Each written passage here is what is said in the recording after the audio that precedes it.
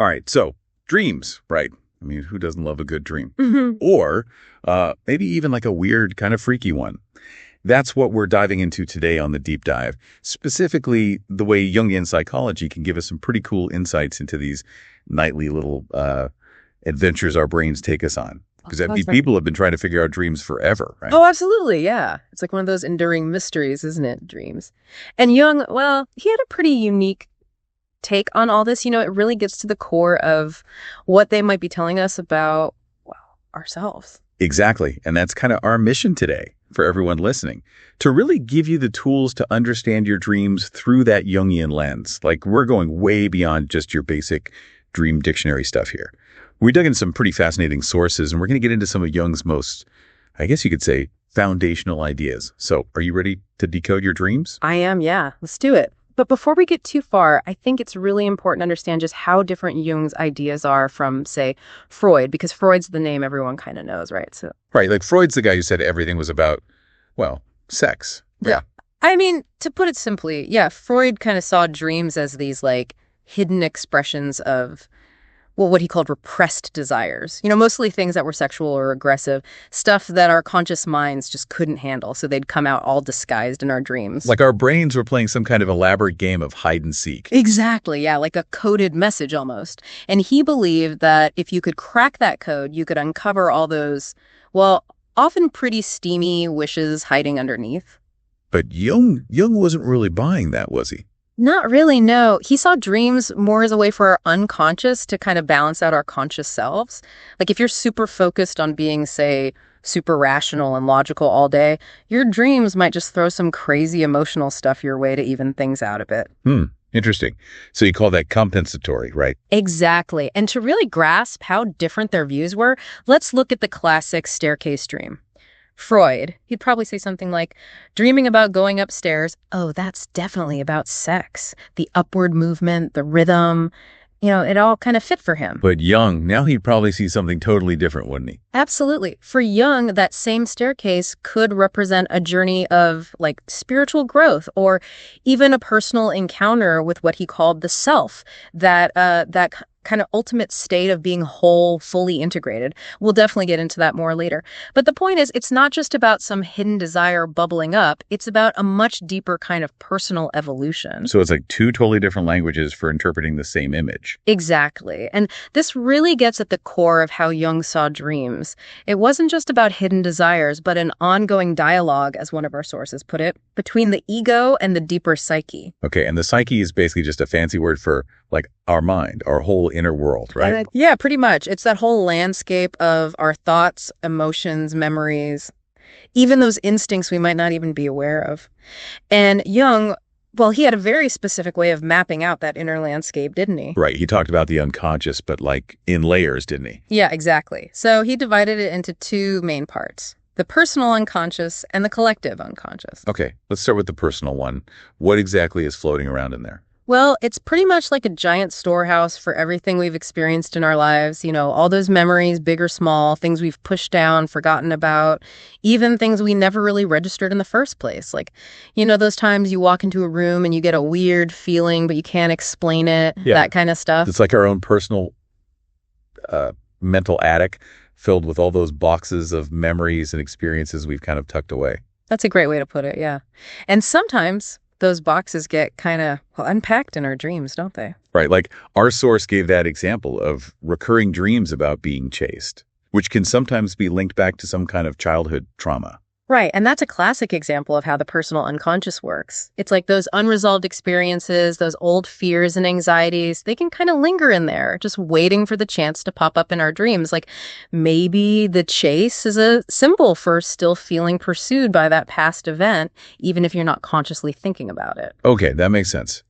But now the other layer, the collective unconscious, this is where things get a little more, well, out there, right? Yeah, we're moving into some deeper territory here. See, the collective unconscious, this is what Jung believed we all share. Like, it's not built from our individual experiences, but more like the inherited wisdom and, well, baggage of the entire human race. So, like, it's a kind of shared pool of, I don't know, ancient memories, primal instincts, that sort of thing. Yeah, exactly. Think of it as like the deep well of our evolutionary history expressed through these universal patterns and symbols. And what did Jung call those symbols? Archetypes. Bingo. Archetypes. Basically, these are like the recurring characters in the human drama. They show up across cultures in myths, religions, stories, art, and of course, in our dreams. They're like those universal themes that just keep popping up no matter where or when you look. So it's not like we learn these archetypes. They're just kind of built into us from the get-go. That's the idea. They're like the blueprints for our psyches, the fundamental ways we experience and interact with the world. And we've got some great examples in our sources to unpack here, like the shadow, the anima, animus. Those are some of the big ones. Okay, let's talk shadow. Sounds kind of ominous, right? Like, what exactly is the shadow in Jungian terms? Yeah, it's kind of the dark side of the moon, so to speak. The shadow, it's all those parts of ourselves that we don't like to admit to, those impulses and desires that society says are bad or that we just personally find unacceptable. So we kind of shove them down into the shadows, pretend they don't exist. But they do exist, right? Oh, absolutely. And they often come out in our dreams disguised as like a scary figure, someone who's doing all the things we'd never allow ourselves to do in waking life. Interesting. And sometimes we might even project our shadow onto other people. Oh, all the time, yeah. That's when you see someone doing something you really dislike and it triggers a really strong reaction in you. It's like that annoying coworker or that politician you just can't stand. They might be mirroring back some part of your own shadow that you haven't dealt with yet. Wow, that's kind of a big idea to wrap your head around. It is, yeah. But also pretty liberating in a way, don't you think? Like instead of just blaming others for everything we don't like, we can actually start looking inward and dealing with our own stuff. Okay, and what about the anima and animus? Those sound a little less, well, scary. Yeah, they're a bit more about balance, I guess you could say. So the anima, that's the feminine principle that exists within every man deep down. And the animus, well, that's the masculine principle within every woman. They represent those kind of complementary energies that we all have inside us. So it's like yin and yang, right? Exactly. And these archetypes, they often show up in our dreams as like idealized figures. Like a man might dream of this incredibly wise, nurturing woman, and that could be his anima trying to tell him something. Maybe he needs to connect more with his own emotions, be a bit more in touch with his intuition. And a woman dreaming of, say, a really strong, decisive man, that could be her animus. Yeah. Exactly. Like maybe she needs to be a bit more assertive in her waking life, tap into that inner strength. Okay, so those are some of the big players in the collective unconscious. But now let's talk about how some of these Jungian concepts, particularly these archetypes, could actually show up in your dreams, like stuff you might actually experience. One of our sources mentioned the persona. What's that all about? Oh, the persona, that's the mask we all wear, isn't it? Like it's the face we present to the world, the roles we play in society. Like you're host, I'm an expert, and we kind of have to put on those personas to do our thing, right? Yeah, I guess so. Like it's how we fit in, how we navigate the social world. But where do dreams fit into all this? Well, dreams can kind of show us when we're maybe a bit too attached to that mask. Right. Like one example was a businessman who always had to be super in control, always projecting this image of strength. But then he kept having these dreams where he'd lose his suit. So the suit was like a symbol for his persona, right? Like his armor. Exactly. And losing it in the dream, that was like a fear of being exposed, of being vulnerable. Like, who is he without that suit of armor? Who's underneath all that? That's a pretty powerful image. And it kind of makes sense, right? Like, yeah. We all have those parts of ourselves we try to hide, even from ourselves sometimes. Yeah, and that brings us back to the shadow. Jung really believed that facing our shadow, really getting to know those hidden parts of ourselves, was crucial for becoming whole. Like, if we just ignore it, it doesn't go away. It just festers in the unconscious and can kind of leak out in unhealthy ways. In nightmares, those are often about confronting the shadow, aren't they? Often, yeah. Like one example was this person who considered themselves really kind and gentle, but then they had this dream where they were attacking someone. It was really disturbing for them.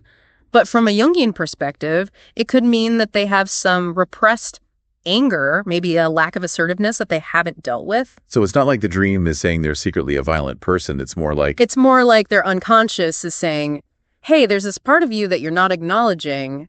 It's time to look at it. And that can be kind of scary, but also, I guess, an opportunity to grow. Exactly. And then we have the animus again. Remember, that's the feminine in men and the masculine in women. So if a man dreams of, say, a wise, nurturing woman, that could be his anima guiding him to embrace those qualities in himself. Like maybe he needs to be more in touch with his feelings, be a bit more compassionate. Exactly. It's about balance, integrating those different aspects of ourselves. Okay, then there's the big one, the self. This is kind of like the ultimate goal in Jungian psychology, right? Like becoming a whole, fully integrated person. Yeah, that's the idea. And the self, it often shows up in dreams in really symbolic ways, like as a mandala, that circular design representing wholeness. Or maybe as a divine figure, something that embodies wisdom and authority. Even something as simple as like a glowing circle could be a sign that you're moving towards that integration. So all these archetypes, they're kind of like the characters in our inner dramas, always playing out in our dreams. That's a great way to put it, yeah. And remember, it's not about finding a one-to-one meaning for each symbol. It's about understanding the overall message, the feeling, the energy that the dream is trying to convey. Right, it's like learning the language of our unconscious. Exactly. And that language, it's all about helping us on our path to individuation, which is that lifelong journey of becoming who we truly are. Okay, so individuation. What exactly does that mean, and how do dreams help us get there? Well, individuation is kind of like putting all the pieces of ourselves together, integrating our conscious and unconscious, embracing all those different aspects of who we are, even the messy ones. And dreams, well, they're like those little nudges from the unconscious, pointing out where we might be out of balance. So, like, if you're someone who's always in their head, super logical, your dreams might start throwing some crazy emotions your way, just to shake things up a bit. Exactly. It's the unconscious saying, hey, you're neglecting this part of yourself. Pay attention. And sometimes those messages come in the form of nightmares, right? Like, those can be about facing our shadow, as scary as that might be. Often, yeah. It's like the more we try to run from those shadow parts of ourselves, the more they chase after us, even in our dreams. But when we finally turn and face them, that's when the real transformation can begin. Our source actually gave this amazing example of a woman who kept dreaming of a menacing black wolf. At first, it was terrifying. But then she decided to confront it in the dream, and guess what? The wolf turned into a guide, like a protector. That's so powerful, isn't it? It shows how those parts of ourselves we fear the most can actually become sources of strength and wisdom when we finally embrace them. And sometimes dreams guide us more gently, right? Like through recurring symbols that point us towards wholeness. Absolutely. Like maybe you keep dreaming of a wise old man or woman offering advice or support, or maybe it's a helpful animal companion guiding you through a difficult situation. These can be symbols of your own inner wisdom, resources you can tap into to overcome challenges. It's like our unconscious is always trying to communicate with us, sending us these little messages through our dreams. Exactly. And Jung actually developed a technique called active imagination that helps us to consciously engage with those messages. Oh yeah, tell me more about that. How does it work? It's kind of like having a conversation with your dream. Like, say you remember a vivid image from a dream. Instead of just analyzing it intellectually, you kind of let it unfold in your imagination. You might even talk to the figures in your dream, ask them questions, see how they respond. So it's not just about passively interpreting the dream. It's about actively participating in it. Exactly. And then you write down everything that happens, all the details, the feelings, the insights. It's like bringing that unconscious material into your conscious awareness, making it more real. Our source gave this cool example of someone who used active imagination to deal with a locked door in their dream. And when they asked the door what was behind it, the answer was creativity. Yeah, and that's a perfect example of how active imagination can help us unlock hidden potentials within ourselves. It's about moving beyond those conscious blocks and tapping into that deeper well of creativity, wisdom, whatever it is we're seeking. I like that. So we've talked about a lot of different concepts here, but now let's get practical. Like, what are some common dream themes that people experience, and how would Jung interpret them? One of our sources actually compared Freudian and Jungian interpretation side by side, which I thought was super helpful. So let's start with falling. Freud would say that's about losing control, right? Right. But for Jung, falling wasn't necessarily a bad thing. He often saw it as a symbol of surrender, of letting go of our need to be in control. Like, sometimes we have to fall apart a little to grow and transform. Interesting. So it's not about fear, it's about letting go. Exactly. And what about flying? Freud, Well, he had a pretty predictable interpretation for that one. Right. Something to do with sex, I'm You guessing. got it. But for Jung, flying was more about liberation, about transcending limitations. Like maybe you feel stuck in your waking life, and the dream is showing you that you have the potential to soar above those limitations. So it's about freedom, expansion, that kind of thing. Exactly. And then there's being chased, which is a pretty common dream theme. Freud would say that's about repressed desires chasing after us. But for Jung, it's more about facing our shadow, right? Like those parts of ourselves we're trying to outrun. Precisely. And the more we run, the more persistent the chase becomes. It's only when we turn and confront those shadow parts that we can finally integrate them and become whole. And finally, what about teeth falling out? Freud, well, he linked that to castration anxiety, which is a bit intense. Yeah, a bit Freudian for sure. But Jung saw it more as a fear of losing power, or maybe a symbol of going through a major life transition. Like maybe you're shedding an old identity, letting go of something that's no longer serving you. So it's not about a literal loss, but more of a symbolic one. Exactly. And that's why it's so important to remember that there's no one-size-fits-all interpretation for any dream symbol. It's all about context, your personal associations, and the overall feeling of the dream. Right. It's about learning to listen to your own inner voice, your own unique unconscious. Absolutely. And our sources actually included a really cool case study to illustrate all these concepts in action. It was about a young artist who had this dream of climbing a mountain. When she reached the top, an eagle landed beside her and gave her a golden feather. So what's the Jungian breakdown of that one? Well, the mountain, that often represents the journey of self-discovery. Like, it's a challenging climb, but the view from the top is worth it.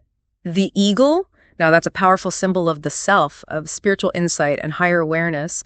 And the golden feather, that's like a gift, a symbol of her creative potential, maybe even a blessing from the unconscious. So the whole dream is basically saying, It's saying, hey, you're on the right path. Keep going. Your creativity is a gift, and it's going to take you to amazing places. that's really beautiful. And it kind of sums up what Jungian dream analysis is all about, doesn't it? It's about using those symbols to connect with our deepest selves, to find guidance and meaning in our lives. Exactly. And to remember, it's not about rigidly decoding every single symbol. Yeah. It's about having a dialogue with your unconscious, listening to what it's trying to tell you. And the more we understand those archetypes, the shadow, the whole process of individuation. The more fluent we become in the language of our dreams, yeah. And that's what allows us to really use them as a tool for growth and self-discovery. So as we wrap up here, what's the one big takeaway you want our listeners to remember about Jungian dream psychology? I'd say it's this. Your dreams are not random. They're meaningful messages from your unconscious, offering you guidance, wisdom, and a deeper understanding of yourself. So pay attention to them, write them down, engage with them. You might be surprised at what you discover. It's like Jung said, dreams are the psyche's poetry. I love that quote. And if you think about it, exploring your dreams is kind of like diving into your own personal poetry collection. There's so much beauty, depth, and meaning waiting to be uncovered. Well, that's a fantastic note to end on. Thank you so much for taking us on this deep dive into Jungian dream psychology. It's been truly fascinating. And for you, our listener, as you drift off to sleep tonight, remember Jung's words, "Who looks outside dreams. Who looks inside awakes." Sweet dreams.